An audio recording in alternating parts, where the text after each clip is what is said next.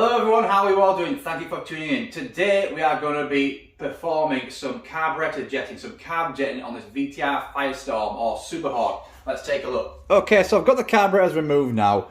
You may notice on here there's a few little changes from what I did last time. I've just removed these coolant carb heating hoses. I've removed them and I've just put some some hose round here to cap off this section, and on the bike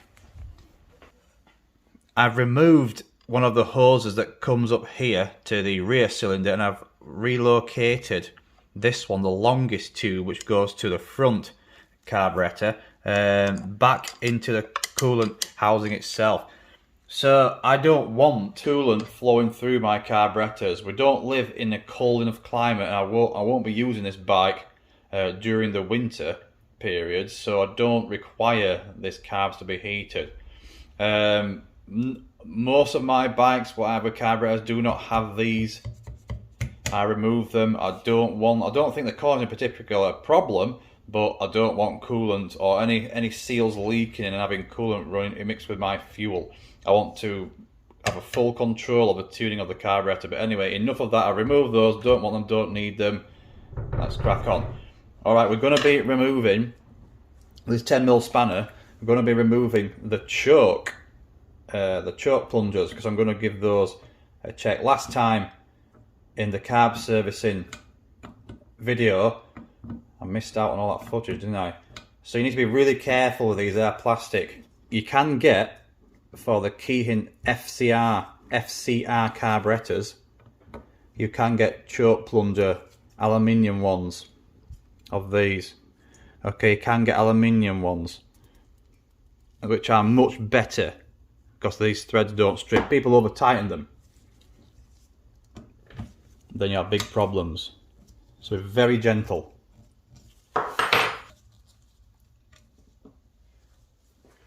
So we just remove those, and what I want to do is oil that cable and make sure that these pull and return, okay? Yes, they do. You can see those moving, that's good. Right, we'll give those an oil up later, make sure they're all good. Also, you want to clean out and blow air through, and carb cleaner through these orifices here. Make sure that they're all nice and clear, because they can get crap in the choke housing and causes starting problems. Right, the next thing we're going to do, pilot air screws. We tuned these last time. We got them tuned up, the bike ran beautiful. It's fired up an awful lot better, and the throttle will pick up from bottom to top. We turned them out 3 turns, or was it 3.5, I can't remember. What I'm going to do, if I don't get the screwdriver away, what I'm going to do is turn these fully in. I don't care what they are at, 3 turns. I'm going to turn them fully in, just till it seats. You'll hear the spring creak. That's it. When I'm tuning them, I usually go half, 1, half, 2, half, 3, half. 3.5 turns we had on those. So that's how I tuned them. I don't go 1 complete turn sometimes. I do half, 1, half, 2, half, 3. So I can remember. Right, next thing. We're going to leave those where they are, because we're going to be jetting this carburettor. We're going to be doing the pilot jetting, the main jetting. But we're going to have a look at them first, because we may not be doing the main jetting. We definitely know that the pilot jetting wants to tune in, because when we had these turned out 3.5 turns, it did make a massive improvement. But ideally I want to get these to 2, 1.5 or 2. That's where you want to leave them at. So any more than that, then you will have to require jetting them. So next thing these should be slack now.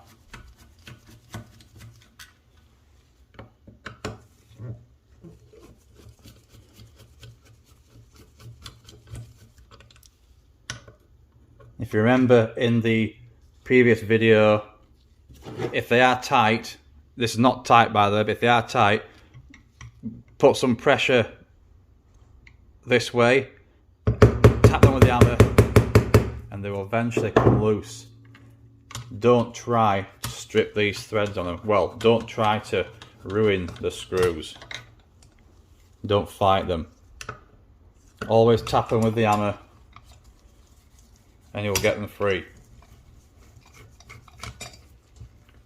When they've been in there for a long time, they will eventually begin to seize. But these have been out recently, so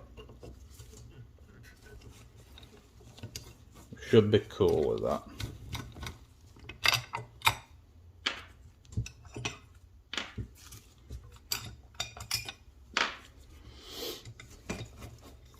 If you do come across one of these that's damaged at all, or the threads are gone on it, obviously replace it. First thing is to do is replace it.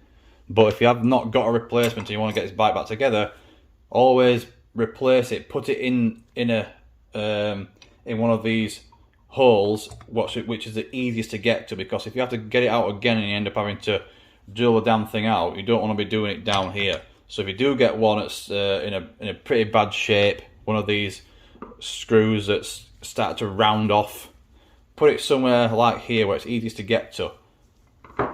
But you know, ideally you want to be replacing it.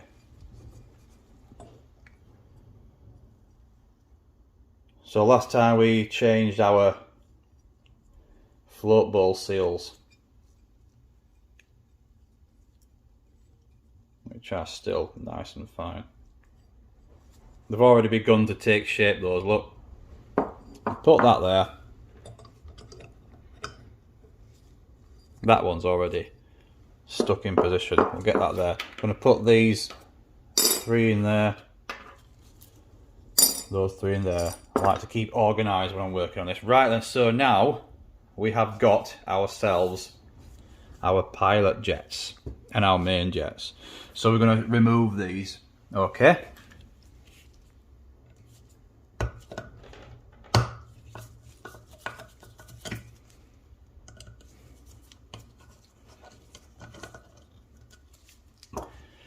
Right, pilot jet. I'll just have a quick look, see what size this is. 45.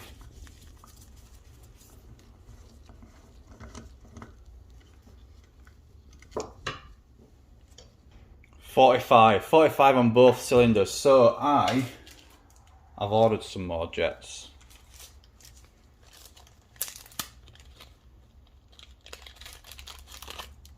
$45 is going to be lean, but we've got 48.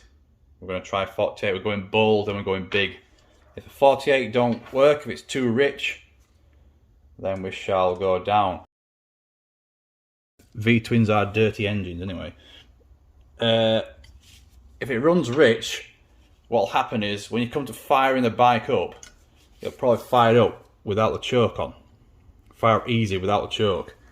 That's when you're too rich. But it'll just stink. The damn thing will stink. Right, that's in there. I'm going to go for the main jets and get my tools.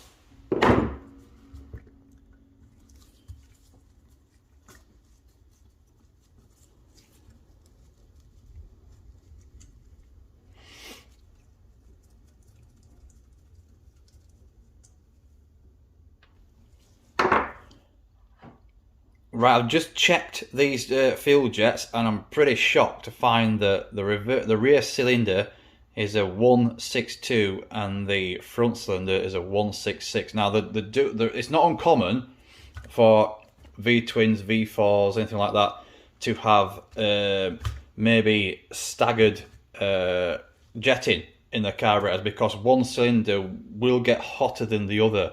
And it's usually obviously the rear cylinder. The rear cylinder is inside the bike, so it is going to get warmer than the other one. So there's going to be differences in running temperatures. So our jets here, we've got our new jets. We have got, what did I get? So I've got a 180 and a 178. Right, I'm just going to give this another little blast out with the carb cleaner first.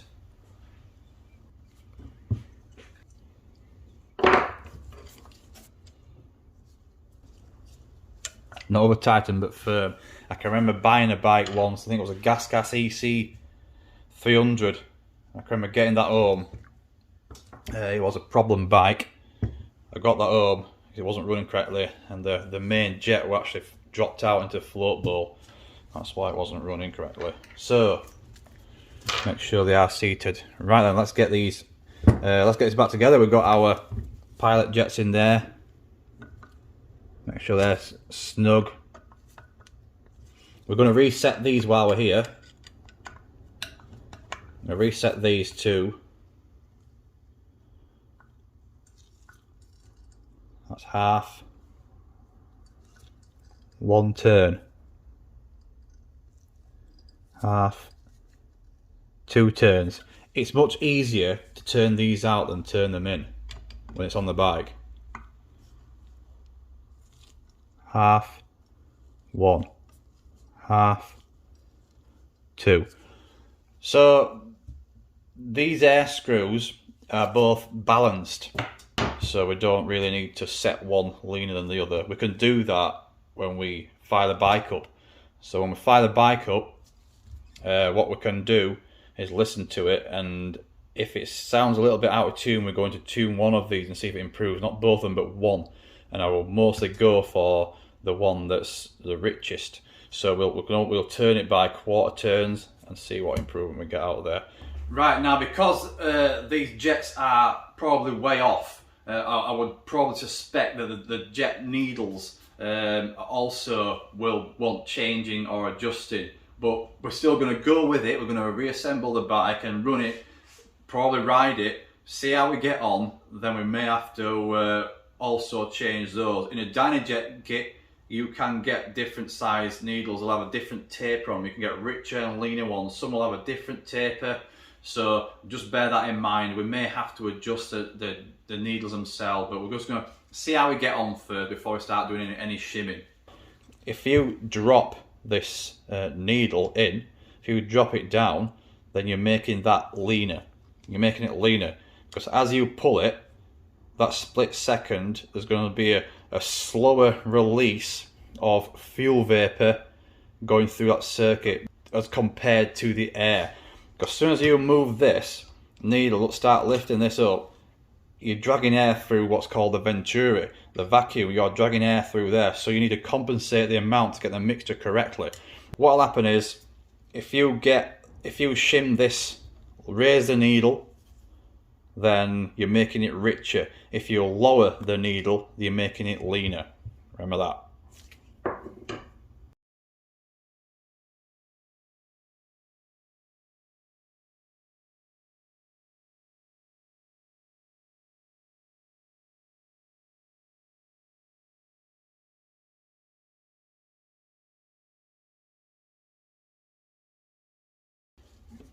Right, we're going to be reassembling this now. Make sure your float retaining pin hasn't fallen out. It stinks of fuel in here. Keep having to open the door because it smells of fuel. And I've used high octane fuel. I always run my bikes and the cars on the highest octane fuel I possibly can. People make the mistake of running crap, cheap stuff in their bikes, and that's why they'll have problems eventually. You'll end up with dirty valves, dirty engines. Especially with carburettors, you need some higher octane fuel. I think this is pressed in there. This is a stubborn one, this is. Okay. Let's get him in.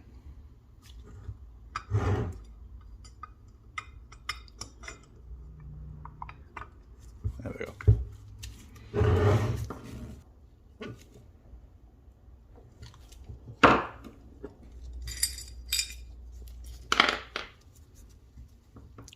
I'm going to go for this one just like this because it's not, it seems to be stuck in the gasket, so now I'm going to set it up. It's a lot easier if I sit it up. There we go.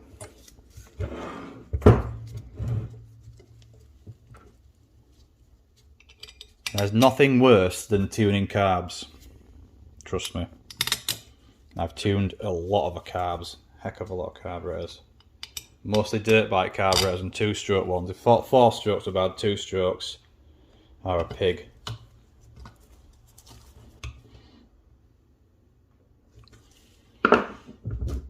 Lovely. Right. Alright, TPS sensors settings. One of the hottest topics on VTRs is the TPS sensor. VTRs aren't the only bike to have a TPS sensor. My KX250 has a TPS sensor on it. My Aprilia has a TPS sensor. In fact, every bike I have has a TPS sensor, apart from the GPZ, I think. They can go faulty and they can want adjusting from time to time. I've done TPS settings on my Ducatis. I've done them on other bikes. On the Ducatis, most modern bikes, you do this electronically. You can reset them by plugging what you do is you connect the bike up to the software, and any adjustment you make, air fuel adjustment you make, you will have to reset the TPS sensor. There's a few mistakes now, so listen carefully, because something may throw you off on this when you do test it, and I'll show you why. It's a very easy mistake to make. First of all, I'm going to show you which pins we are going to be testing. If we can get into here, I'll turn this the right way up, as I call it. You can just see those pins now, so you got 1, 2, 3, okay? We're going to be testing this top pin and this middle one here. Top and middle. Right. Get this into position. I'm going to set my voltmeter to ohms. Okay. See if I can get this straight so it's not in the way.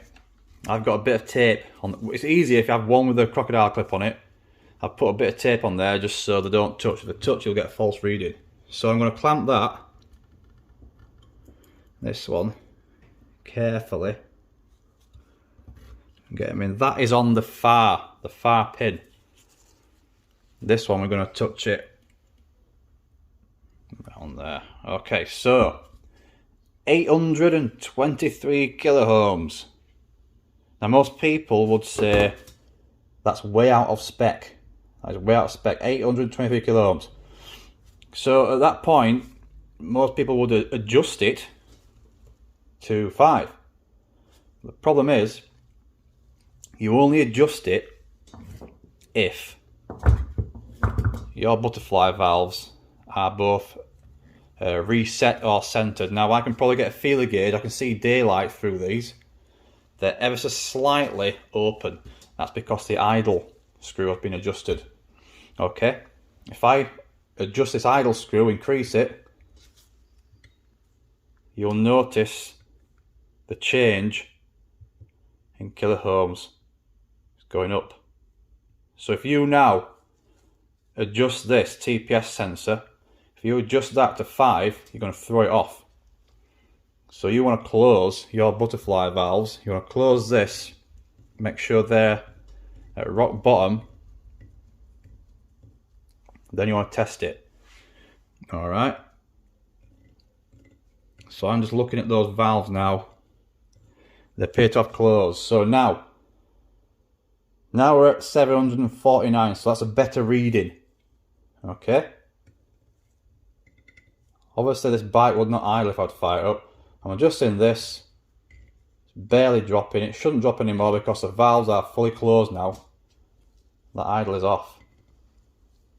So what I'm going to do, I'm just going to adjust these till it starts. Adjust this, just so it starts to move. Wound this a bit too far out. There we go. We just started to move. It's a little bit delayed, I know. So now that has just started to move, the butterfly valve, they've just started to engage. You probably won't see them move. Kind of leave it there. We'll start there. So what I'm going to do is now adjust the TPS. I've just lost our pin, but we'll put it back on. I'll probably have to loosen these off and hold this pin in place. Don't worry, you might get a different reading. Okay. This will fluctuate. It's now loose. So hold that back in place there. Let's get a read, 746. So we're going to just, whoa, I'm way too fast there. 589.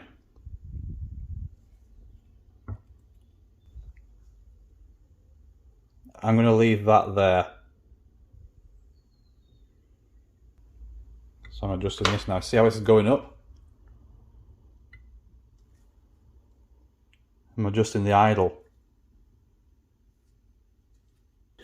Right, okay, let's tighten this up and make sure it is snug.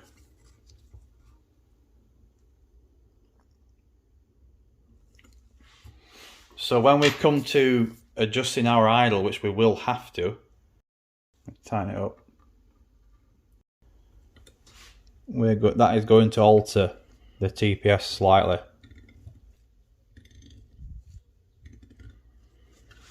I'm going to set that a little bit high,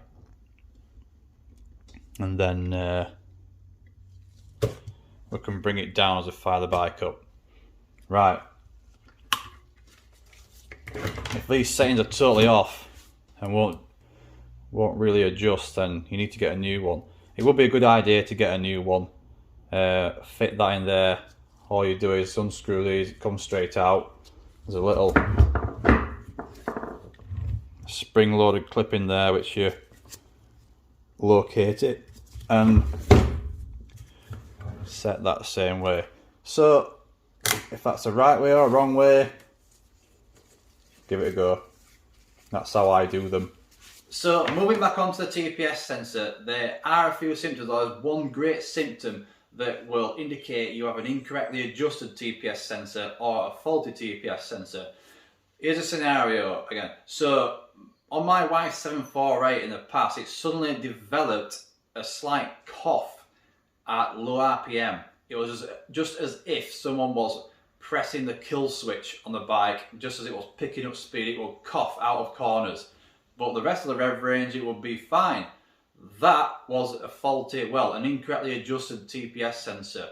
All I did with that was slacken off the torque screw nuts, fire the bike up, hold the throttle just so it sits at 2000 revs, and you'll feel that cough happening.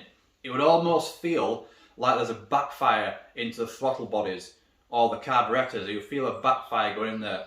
All I did was adjust that slightly, a few degrees anti-clockwise, and then that just totally cleared the fault. Cleared it, totally gone. Tightened the torque screws up, the bike was absolutely fine, not a problem. It didn't require a new TPS sensor. That's something you can try if your bike does give these symptoms. Failing that, you can get your voltimeter on just like I have just done there and test it. But you can fire your engine up, slacken that TPS sensor off, and like I said, slightly adjust it, small increments, to see if that clears up the fault. If it does, happy days. If it doesn't, you might want a new one. You know, I've seen some really bad designs in my time, but when I first removed the tank and airbox from this bike and the carbs and found intake restrictors on here as standard, I almost split a log. Now, we are going to get rid of these. I don't care what their purpose is, but these are only there to annoy you. I've never seen intake restrictors on any bike, especially a 1000cc V-twin wheelie machine. These are going. Get rid of them. They're crap. They're useless. I don't even know why they put those there. So the next thing we are going to adjust on this intake boot, what we're going to get rid of is this thing here. This is a top mount. The top mount locating rubber thing, chop that off. I'm going to chop that off because we're going to make this a damn sight easier to adjust. So when this is on the bike, it's obviously got a little hole here for a locating ring, so that will hold this in place on here, so you can't move it. Now, all that is there to do is to stop this spinning round as you're trying to adjust it and tighten it up, but it's really over-engineered. That's quite tight. That's tight enough to stop it. So what we can do with this, when this is back on the bike, it will sit like this. And now we have the freedom of movement. We can move this around to make it into a more suitable position, so we can adjust this, or well, adjust it, we can tighten it and remove it without having to scrape our knuckles. Okay, so you got to a point where your carbs are on, you're ready to put your airbox on. One of the most annoying things is these crankcase breathers. I usually, on bikes, I put filters on them. I don't like crankcase gases getting into the airbox. I really don't like it. Warm crankcase gases. So I'm going to leave it at this point on this one. I'm just going to put it back as it should be because I've not got filters for them. But here's a tip. This pipe here that I'm pointing at, it can be quite annoying and fiddly to get this one back on. Some people may find it anyway. Here's how I do it. I can get it on pretty easy. I do not pull these little dog ear clips back. These clips are actually designed. You don't have to pull them in to fit your hose. It makes it easier, but these are actually designed to expand. So when you push something down there, it should expand itself. Okay. How I do it, I put that one on first. Get this into position.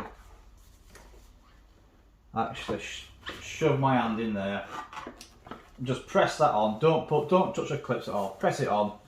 You can just locate the other one. That's both those clips on sound. And then you can do your back ones like this. There. So that's all those breathers back in place just like that. Simple tip.